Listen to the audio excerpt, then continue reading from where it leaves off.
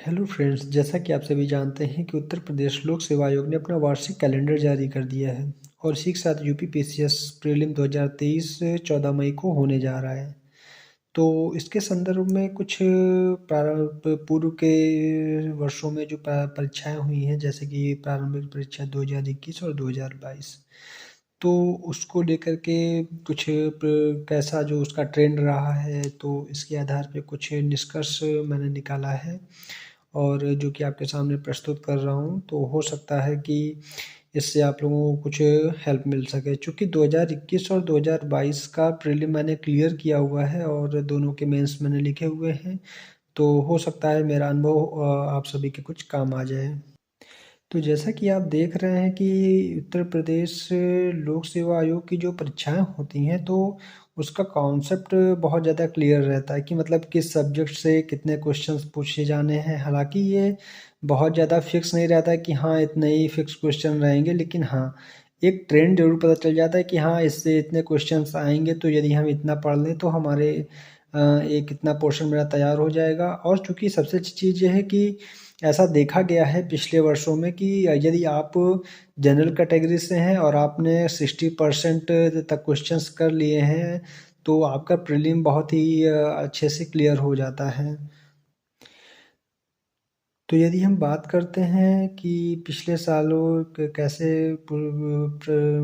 विषयों से कैसे प्रश्न पूछे गए हैं, तो यदि हम इतिहास की बात करते हैं तो 2021 में 24 प्रश्न पूछे गए थे, जैसा कि आप देख सकते हैं, और 2022 में 18 क्वेश्चन पूछे गए थे। उसके बाद भूगोल एवं पर्यावरण, देखिए कितना इसका स्कोप है कि 2021 में 35 प्रश्न दोनों से मिला करके पूछे गए थे और 2022 में यहाँ तक 42 क्वेश्चन हो गए हैं इसके। वहीं भारतीय राज्य व्यवस्था से 24 प्रश्न और 17 प्रश्न, सामान्य विज्ञान से 21 प्रश्न और 2022 में 18 प्रश्न, समसामयिकी से 2021 में 27 प्रश्न और 2022 में 23 प्रश्न।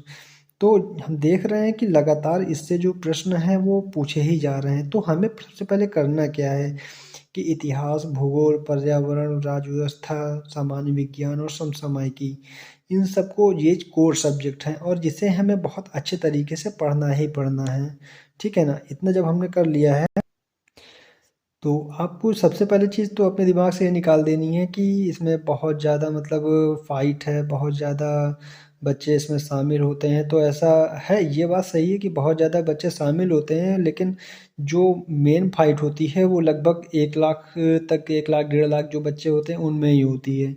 तो सबसे पहले इस भय को निकाल दें कि बहुत ज़्यादा बच्चे बैठते हैं और बहुत ज़्यादा समस्या होने वाली, तो ऐसा कुछ भी नहीं है। बहुत सिंपल वे है, बहुत सिंपल वे में सारी तैयारी आपकी होगी। तो हमें करना क्या है कि ये जो 5-6 सब्जेक्ट्स हैं, इनको हमें बहुत अच्छे तरीके से करना है, ठीक है ना? अब आप देख रहे हैं कि जो इसकी कट ऑफ है वो 60% नंबर आपने गेन कर लिए हैं, तो आप बहुत अच्छे तरीके से क्लियर कर लेंगे आप अपना जो भी कट ऑफ है, ठीक है ना? मतलब जैसा क्वेश्चन पे का पैटर्न है, मैं उसके हिसाब से बात कर रहा हूँ। ये जैसे सिंपल होता है तो हो सकता है कुछ कट ऑफ ज़्यादा भी चली जाती है। अगर जैसे पेपर का जो पैटर्न है टफ बना दिया गया, तो हो सकता है कि इस कट ऑफ नीचे भी आ जाए। लेकिन जो एक मतलब होता है कि नहीं ठीक है, हम इतना कर लेंगे तो मेरा सिलेक्शन हो ही जाएगा, तो जो 60% हम लेकर के चलते हैं, तो उतने में हम सेफ हो जाते हैं, ठीक है ना? तो देख रहे हैं कि जैसे इतिहास से आपके 24-18 क्वेश्चन, भूगोल पे और पर्यावरण से आपके 35 और 42 क्वेश्चन ऐसे ऐसे पूछे गए हैं। तो यदि हम अपने इतने क्वेश्चंस तैयार कर ले रहे हैं, ठीक है ना, तो हमारा सिलेक्शन होना ही होना है, इसमें कोई दो राय नहीं है।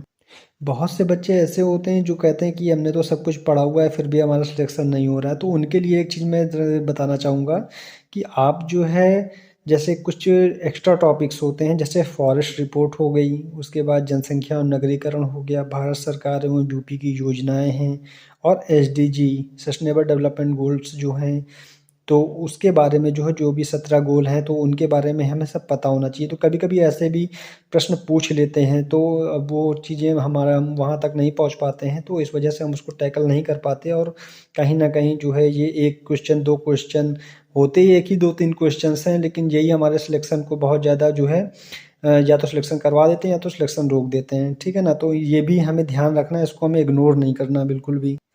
और भारतीय अर्थव्यवस्था को लेकर के काफ़ी ज़्यादा अनिश्चितताएँ रहती हैं, जो कि कभी कभी ये फैक्चुअल क्वेश्चंस भी पूछ लेते हैं, कभी कभी करंट से रिलेटेड ही पूछते हैं। तो इसके लिए हमें करना क्या है कि घटना चक्र की एक आर्थिकी बुक आती है, तो उसको हमें ले लेना है और उसको बहुत अच्छे तरीके से कर लेना है। तो इससे क्या है कि हमें काफ़ी क्वेश्चंस जो है अर्थव्यवस्था के जो करंट बेस्ड हैं वो तो मिल ही जाएंगे, और उसके बाद ज्योग्राफी का और कुछ पार्ट जो है ये कवर कर लेता है। जैसे मिनरल्स हैं यूपी के और जो इंडिया के हैं और जो वर्ल्ड के हैं, तो वो सब हमें इसमें मिल जाएंगे। उसके बाद इकोनॉमिक्स में जैसे हैं कुछ मतलब फैक्चुअल क्वेश्चंस जो आते हैं उसके लिए एक बुक है, एस एन लाल सर की बुक है, तो वो काफ़ी अच्छी बुक है। वो उसमें आपको कॉन्सेप्ट भी मिल जाएगा और जो मतलब फैक्ट्स हैं वो भी मिल जाएंगे। क्योंकि ये बुक मैंने फॉलो की है इसलिए मैं आपको बता रहा हूँ, बाकी आप स्वतंत्र हैं, आपको जो भी बुक अच्छी लगती है वो आप ले सकते हैं। और बाकी जो इतिहास, भूगोल, पर्यावरण, राजव्यवस्था विज्ञान, समसामयिकी, ये सब जो बुक्स हैं ये मैं अगले वीडियो में आप लोगों को शेयर करूँगा।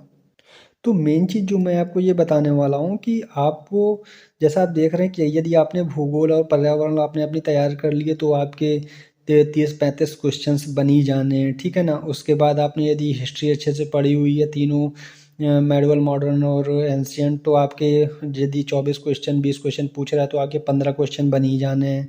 और आपने जो इकोनॉमिक्स और राजव्यवस्था अगर आपने पढ़ी हुई है तो आपके 15 16 17 18 क्वेश्चन बन ही जाने हैं, ठीक है ना। तो मतलब अगर आप सब्जेक्ट को ले करके पढ़ेंगे कि ठीक है आपने राजव्यवस्था उठाई, उसके बाद आपने उसको बहुत अच्छे तरीके से पढ़ लिया और उसके बाद उसके शॉर्ट नोट्स भी तैयार कर लिए हैं, ठीक है ना। उसके बाद आपने जो प्रीवियस ईयर क्वेश्चन पेपर हैं वो भी आपने सॉल्व कर लिए हैं, तो मतलब आपके इतने क्वेश्चन फिक्स हो जाने हैं, ठीक है ना। राजस्थान आपने कर लिया है, आपके जो है जितने भी क्वेश्चन से आने वाले हैं 15-20 जो भी पूछे जाएंगे वो आपके फिक्स हो गए हैं, ठीक है ना। उसके बाद सामान्य विज्ञान है, आपने पढ़ा हुआ है उसके, तो आपके 15-16-20 क्वेश्चन जाने ही नहीं है। तो आपको ये टारगेट करना है कि मेरे 65-70% क्वेश्चन जो है बिल्कुल सही होने चाहिए, ठीक है ना। जब आपके इतने परसेंट क्वेश्चन बिल्कुल सही हो जाएंगे तो आपका सिलेक्शन तो होना ही होना है, इसमें कोई दो राय नहीं है। तो अभी के लिए मैं वीडियो को बहुत लंबी नहीं करूँगा, और आगे जब नेक्स्ट वीडियो जब मेरी आएगी तो उसमें मैं कुछ और स्ट्रेटजीज शेयर करूँगा, लाइक बुक्स वगैरह और भी जो चीज़ें हैं, ठीक है ना। धन्यवाद।